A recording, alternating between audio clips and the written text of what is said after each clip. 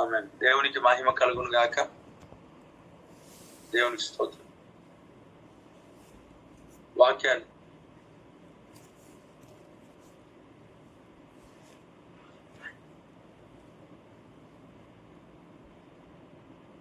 Praise the lord. మీ కూడి వచ్చిన ఈ యొక్క సినాయి పర్వత ఉదయకాల ప్రార్థనలోకి కూడి వచ్చిన మీ అందరికీ సమాధానం కలుగును గాక. ఆమేన్. దేవుని వాక్యాన్ని మనం ధ్యానించు. సామెతల thank you Jesus. Praise the lord.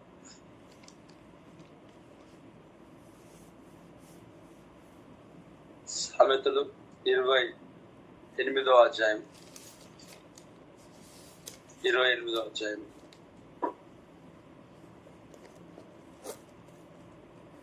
వచనాన్ని ఒకసారి చదువుతాం. 28వ అధ్యాయం 20వ వచనం. నమ్మకమైన వానికి దీవెనలు మెండుగా కలుగును, ధనవంతుడగుటకు అతురపడువాడు శిక్షనందకపోడు. దేవునికి స్తోత్రం. దేవుని వాక్యంలో సెలవిస్తున్న మాట, ధనవంత నమ్మకమైన వారికి మెండైన దీవెనలు దేవుడు కలుగజేస్తాడు. దీవెనలు మెండుగా ఉంటాయి. నమ్మకత్వం అనేది చాలా గొప్పది.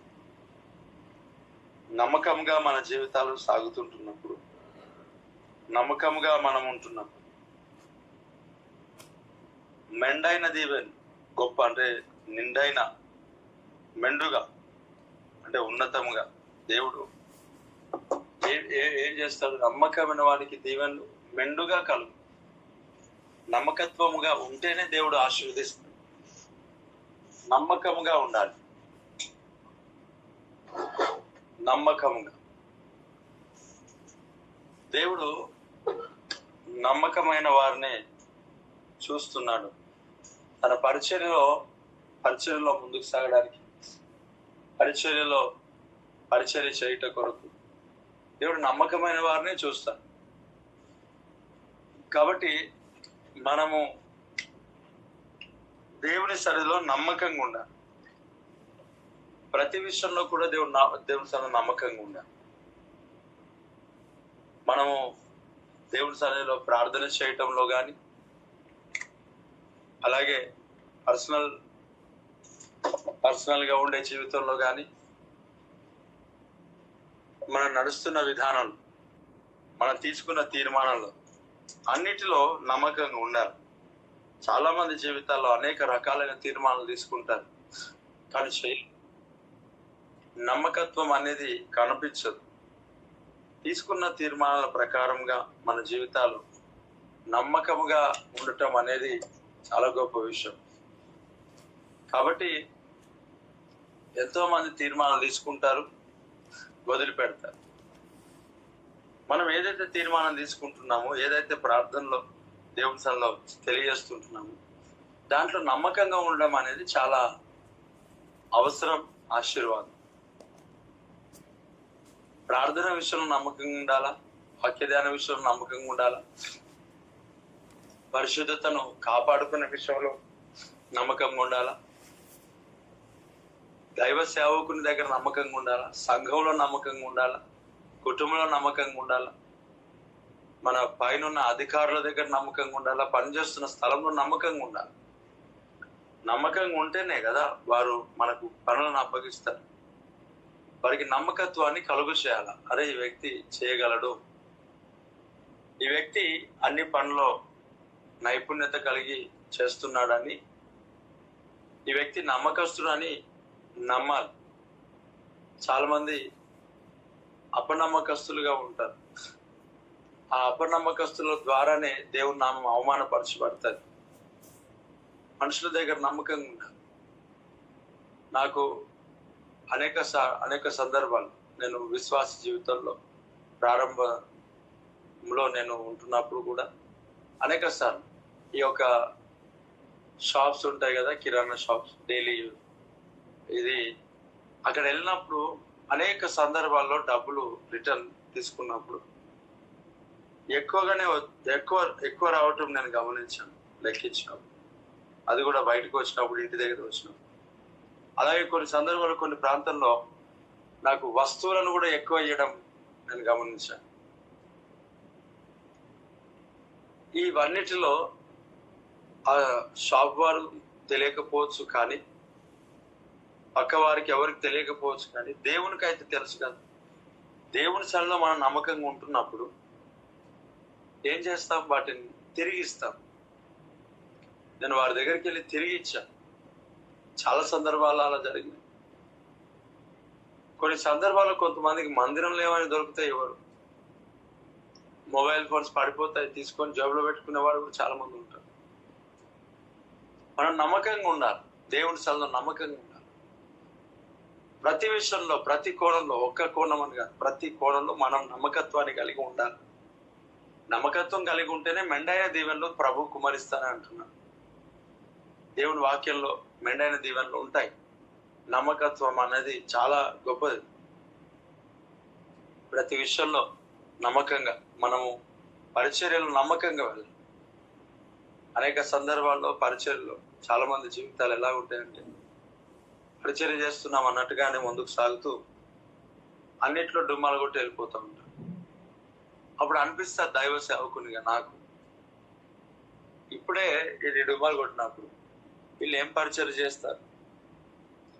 పరిచర్య అన్నప్పుడు దాదాపుగా అసలు ఆదివారం రోజు లేక ఆరాధన ఉన్న టైంలో, పరిచర్య టైంలో ఎక్కడ కదలదు.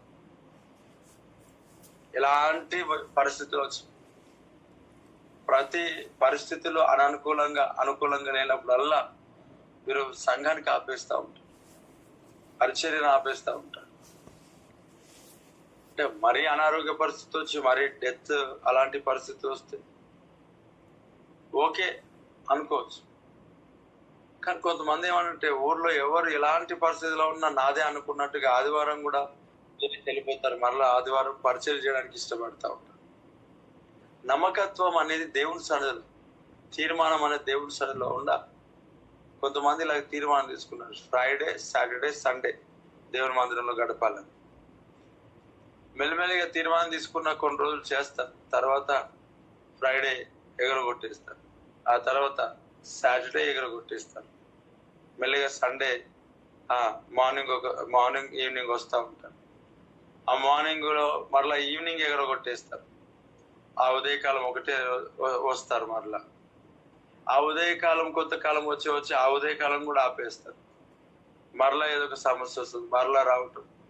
మరలా ఒకసారి ఆలోచన చేయి, మనం నమ్మకంగా లేనన్న రోజులు దేవుడి దీవెనలు మెండుగా రావు. ఏమవుతుంది? ఇప్పుడు ఒక బిల్డింగ్ ని మనం కడుతున్నాం, స్లాబ్ వరకు వచ్చింది. స్లాబ్ వరకు రాగానే పూర్తిగా కూలగొట్టబడి, అంటే ఇప్పుడు ఏం చేయాలి? మరలా మొదటి నుంచి కట్టుకొని రావడం. సంఘానికి వచ్చే అనేక మంది జీవితాల్లో ఇదే జరుగుతాం. వారు తీసుకునే తీర్మానాలను బట్టి, దేవుని సన్నిధికి రావటం బట్టి నమ్మకంగా వస్తున్నప్పుడు మెల్లిమెల్లిగా దీవిస్తూ, మెల్లిమెల్లిగా ఒక్కొక్క గోడ దేవుడు కట్టుకుంటూ, బలాన్ని చేకూరుస్తూ, ఆశీర్వాదాన్ని దేవుడు కలిగజేస్తూ నడిపిస్తూ ఉంటుండగా స్లాబ్ దగ్గరికి రాగానే ఫ్రైడే ఆపేసినట్టు, సాటర్డే ఆపేసినట్టు, సండే కూడా ఆపేస్తారు. ఇంకా ఏమవుతుంది? పూర్తిగా గోడలన్నీ కూలిపోతే మరలా స్టార్టింగ్ నుంచి, అంటే వాళ్ళు మరలా గ్యాప్ తీసుకొని వచ్చిన మరలా స్టార్టింగ్ నుంచి బిల్డ్ చేయాలి. సో జీవనలు తగ్గిపోతుంది. నమ్మకత్వాన్ని మనము ఖచ్చితంగా కలిగి ఉండడం గొప్ప విషయం. భార్య దగ్గర నమ్మకంగా ఉండాలి, భర్త దగ్గర నమ్మకంగా ఉండాలి. మధ్యకాలంలో నమ్మకత్వం అనేది లేదు. ఎవరు పడితే వాళ్ళు ఫోన్లో మాట్లాడుతున్నారు, ఎవరు పడితే వారితో చాటింగ్ చేస్తున్నారు. తల్లిదండ్రుల దగ్గర నమ్మకంగా ఉండాలి. ఎక్కడ పడితే అక్కడ ఈ మొబైల్స్ లో రీల్స్ చూసేవాళ్ళు, షార్ట్స్ చూసేవాళ్ళు, ఖచ్చితంగా ఇది శాపం, ఇది ఆశీర్వాదమైంది కాదు. నమ్మకంగా ఉండాలి కదా. సీక్రెట్ గా నువ్వు ఎలాగున్నావు, దేవుడి సన్నిధిలో మనం ఎలాగా నడుచుకుంటున్నావు. చాలా మంది మోహపు చూపులలో బంధించబడ్డారు. ఆ రీల్స్ లో, ఆ షార్ట్స్ లలో వస్తున్న ఆ అసభ్యకరమైనవి చూడడానికి ఇష్టపడతాం. డైరెక్ట్ గా వాటిని యూట్యూబ్ లో వెతికి మరి చూడట్లేరు. అంత పని లేదు ఇప్పుడు అంత పని లేదు. ఫేస్బుక్ లో అంత పని లేదు, వెతికి చూడాల్సినంత పని ఏం లేదు. మరి మన పని మనం చేసుకుంటూ వెళ్ళిపోతున్నా అవి కంటికి కనిపిస్తుంటున్నప్పుడు కొంతమంది అలా ఆగి చూస్తా ఉన్నారు. అవి మోహపు చూపుల పాపం. అకేం చెప్తుంది, నువ్వు ఒక వ్యక్తితో వ్యభిచారం చేయడం కాదంట. ఎవరినైనా మోహపు చూపులతో చూస్తే అక్కడనే నువ్వు వ్యభిచారం చేసినట్టు వాక్యం చెప్తుంది. అంటే అది పాపం, భయంకరమైన పాపం. మోహపు చూపులు చాలా భయంకరమైన పాపం. మరి ఈరోజు అనేక మంది జీవితాలు ఏమైపోయినారంటే మొబైల్ ఫోన్లో మోహపు చూపులు కలిగిపోయినారు. ప్రతి యూట్యూబ్ లో వస్తున్న అడ్వర్టైజ్మెంట్ లో అలాంటి ఒక ప్రేరేపణ కలిగించే అసభ్యకరమైన వీడియోలు కదా. మరి ఎలా నువ్వు పరిశుద్ధపరచబడుకుంటున్నావు? ఎలా నిన్ను కాపాడుకుంటున్నావు? శరీరాన్ని కాపాడగలవేమో, ఆలోచన ఎలా కాపాడుకుంటావు? తలంపులు ఎలా కాపాడుకుంటావు? చూపులు ఎలా కాపాడుతావు? నమ్మకత్వం అనేది అవసరం. నమ్మకంగా ఉండని నేర్చుకోవాలి. దేవుడు నీకు ఇచ్చిన కుటుంబం, భార్య, భర్త దేవుడు ఇచ్చినాడు కదా. నమ్మకత్వం అనేది ఖచ్చితంగా అవసరం. మెండైన దీవెనలు కావాలంటే ప్రతి దగ్గర నమ్మకం, నిబంధనకు నమ్మకంగా నిలబడాలి. వివాహ నిబంధనకు నమ్మకంగా నిలబడాలి. Praise the Lord. వస్తున్న యూట్యూబ్ లో, షార్ట్స్ లో, ఫేస్బుక్ లో వస్తున్న ప్రతివి చూస్తూ పాపంలో పడిపోయి పాపంలో పాలు పంచుకుంటూ అలాగా చూపుల ద్వారా, అది భయంకరమైన పాపం. రావాలి బయటకు అక్కడి నుంచి. ఆఫరింగ్ వేసే విషయంలో కూడా నమ్మకంగా ఉండాలి. దశభాగం విషయంలో నమ్మకంగా ఉండాలి. డైట్, ఈ సంఘంలో నువ్వు సమర్పిస్తున్న ప్రతి కానుక నమ్మకంగా ఉండాలి. ఒక నెల ఒక దగ్గర, ఇంకో నెల ఇంకో దగ్గర కాదు కదా. ప్రారంభించిన దేవుని పరిచయం, ఇక్కడ కానుకను ఇవ్వటం ప్రారంభించావు. ఇక్కడ కానుక వేయాలని ఆశపడ్డావు, వేయడానికి సిద్ధపడ్డావు. దేవుడు ప్రేరేపించాడు. దేవుని తను తీర్మానం తీసుకున్నావు. బ్యాప్టిజంలో తీసుకున్నావు. రక్షణలోనికి వచ్చావు. ఈ యొక్క పరిచయంలో పాలు పంచుకోవాలని, కానుకను సమర్పించాలని, దశభాగం వేయాలని దేవుని సన్నిధిలో నువ్వు నడుస్తుంటున్నప్పుడు నమ్మకత్వం అనగా ఒకసారి ఒక నెల ఇచ్చి మరొక నెల ఇవ్వకపోవటం, ఇది కాదు. నమ్మకముగా మనం చేయటం ఆశీర్వాదం. నీకు వస్తున్న రాబడిలో నమ్మకత్వం కలిగి టైట్ తీయాలి. ఆఫరింగ్ సండే వేయాల. దేవుడు మనకి ఇచ్చిన ఈ పరిచయంలో ఆఫరింగ్స్ మనం పట్టాం కాబట్టి అక్కడ బాక్సులు ఉంటాయి. ఆఫరింగ్స్ వేయాల. కానీ చాలా మంది వేయరు. కొంతమంది మర్చిపోయి వేయరు.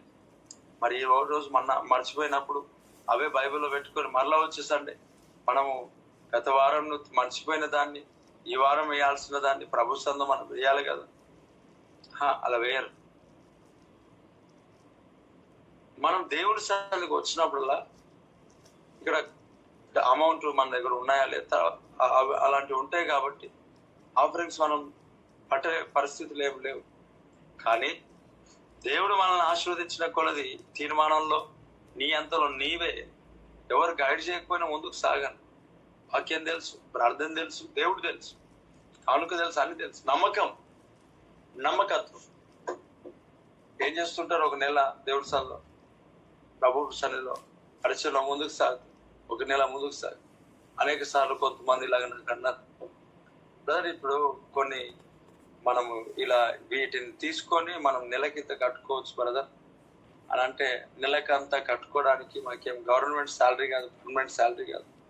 ఒకటే నెల సేమ్ అంతే వచ్చేదేమి ఉండదు. ఒక నెల ఎక్కువ వచ్చిందంటే ఒక నెల తక్కువ వస్తుంది. మరి ఎక్కువ వచ్చినప్పుడు మనం కడతాం, తక్కువ వచ్చినప్పుడు ఏంటి పరిస్థితి? కాబట్టి గ్యారంటీ లేని ఒక అమౌంట్లో, గ్యారంటీ లేని యొక్క దాంట్లో ఏం చేయగలుగుతాం? దేవుని పైన విశ్వాసం కలిగి దేవుని పైన భారం వేసి పరిచయం చేస్తూ ఉంటాం. శాలరీ అనేది ఎక్కడి నుంచి వస్తుంది? కాబట్టి నేను అన్నాను, బ్రదర్ మీరు పొరపడుతున్నారు, మీరు చాలా మభ్యపడుతున్నారు. ఎంతగా ప్రభు సన్నిధిలో మాకు వస్తుంది అనుకుంటున్నారు?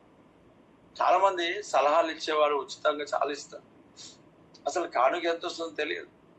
వారు అనుకుంటారు ఈ కారు, ఈ మీటింగ్స్ ఇలా కండక్ట్ చేస్తున్నప్పుడు బాగానే వస్తున్నాయి. మీటింగ్ కొరకు దేవుడు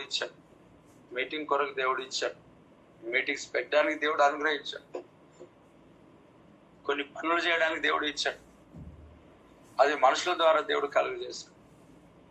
కానీ అందరు మనుషులు నమ్మకంగా ఒకటిలాగా ఉంటారనంటే ఉండలేదు. ఇంకోటి ఏమన్నంటే, వీరందరూ మీటింగ్ కొరకు ఇస్తారా? ప్రతిరోజు వాళ్ళు ఆఫరింగ్ ఇస్తే మరి వాళ్ళు ఏం కావాలా? వారి శాలరీ ఎంత, వారి పరిస్థితి ఎంత, మన సంఘ పరిస్థితి ఎంత, మన సంఘం ఎంత విస్తరించబడింది? పరిచర్యలో అనేక మంది అనుకుంటారు, అరే బాగానే వచ్చేస్తున్నాయి అని చెప్పేసి సలహాలు ఇచ్చేయడం. నమ్మకత్వం అనేది ఉండరు కదా. ఇంకొంతమంది ఉంటారు, ఎప్పుడు ఆగిపోతారో తెలియదు. ఇప్పుడు మనుషులను మనం నమ్ముకొని ఏదైనా పని చేసాం అనుకోండి, సడన్ గా ఆఫరింగ్ ఇచ్చి వాళ్ళు ఆగిపోతే ఏమవుతుందంటే, వారిని సంఘంలో దేవుని రాకడకు సిద్ధపరిచేదానికంటే నేను ఈ డబ్బు పైన, ఆ వస్తువుల పైన నేను తీసుకోవడానికి ప్రయత్నం చేసి, ప్రయాసపడి ఏదో ఒకటి చేసి, అప్పు చేసి అనగా నా పరిధిలో నేను అమౌంట్ తీసుకొని వచ్చి నేను చేస్తాను. కొన్ని నా పరిధిని మించి చేయలేను. ఒకవేళ పరిధిని మించి చేస్తే ఏమవుతుందని అంటే, నేను నా బోధన మార్చుకోవాల్సి వస్తుంది.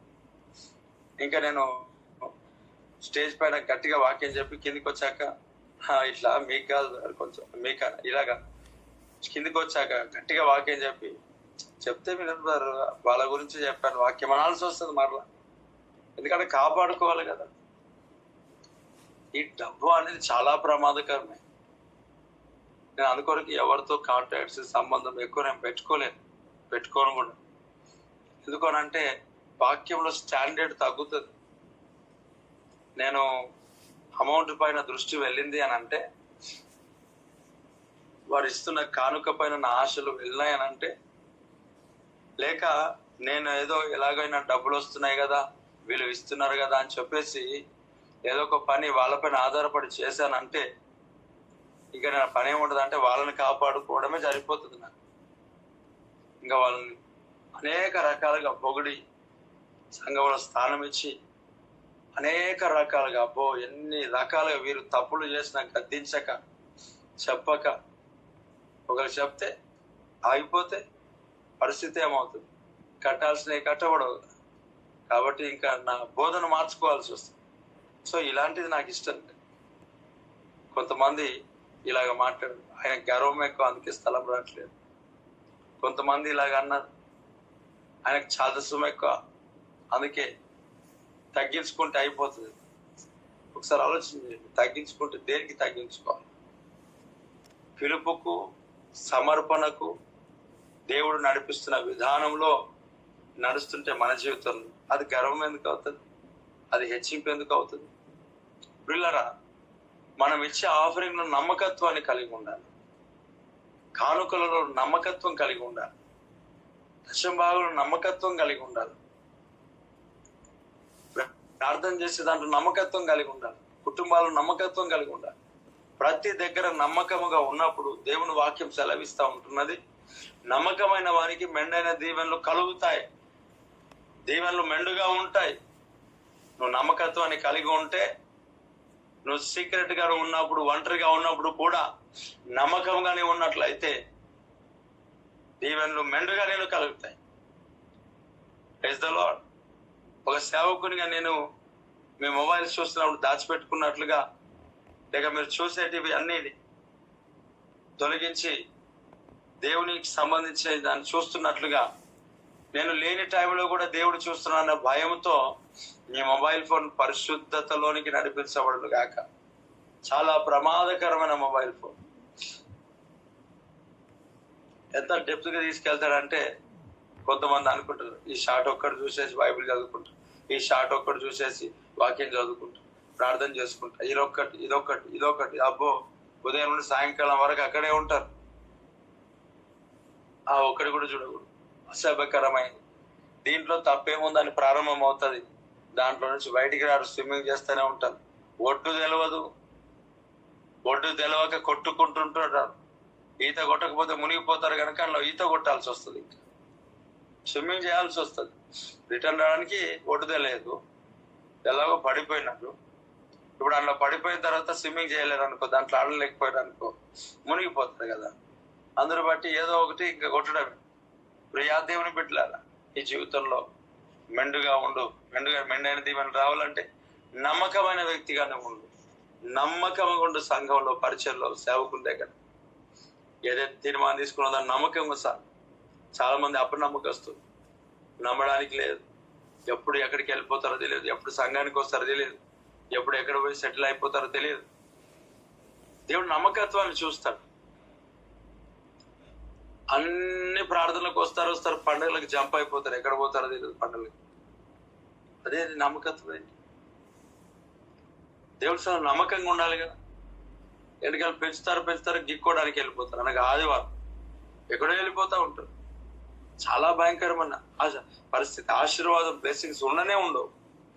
జాగ్రత్త ప్రియులారా. దేవుని సన్నిధిలో ఈరోజు తెలియజేస్తున్న దేవుని మాట, నమ్మకమైన వారికి మెండుగా దీవెనలు కలుగుతాయంట. మెండైన దీవెనలు ఎప్పుడంటే నమ్మకంగా ఉంటాయి. కాబట్టి ప్రతి కోణంలో, ప్రతి పరిస్థితులలో మనం నమ్మకంగా ఉండాలా. సంఘంలో, సేవకుల దగ్గర, కుటుంబాల్లో, పరిచర్యలో మనకు అప్పగించబడిన ప్రతి దాంట్లో నమ్మకత్వాన్ని కలిగి ఉండాలి. దేవుడు మనకిచ్చిన ఈ పరిచయంలో చాలా మంది నమ్మకస్తులు ఉన్నారు. అదే సమయంలో అపనమ్మకస్తులు కూడా ఉన్నారు. ఇచ్చిన పని సరిగ్గా చేయరు. ఎన్నిసార్లు చెప్పినా వాళ్ళకి అర్థం కూడా. నమ్మకత్వం లేదనమాట. ఎలా నమ్ముతారు, ఎలా పరిచరిస్తారు, ఎలా పని చెప్తారు, ఎలా ఆశీర్వదించబడతారు, మెండుగా దీవెనలు ఎలా కలుగుతాయి. నిజంగా చాలా మంది జీవితంలో నమ్మకత్వాన్ని కోల్పోయినారు. మనమైతే నమ్మకం కలిగి ఉందాం. దేవుని సన్నిధిలో మెండైన దీవెనలు మనం పొందుకుందాం. అందరం కూడా కళ్ళు మూసుకుందాం, మోకరించి. మహోన్నతుడా, నమ్మకమైన వారికి నిండైన దీవెనలు మెండుగా నువ్వు కుమరిస్తాను.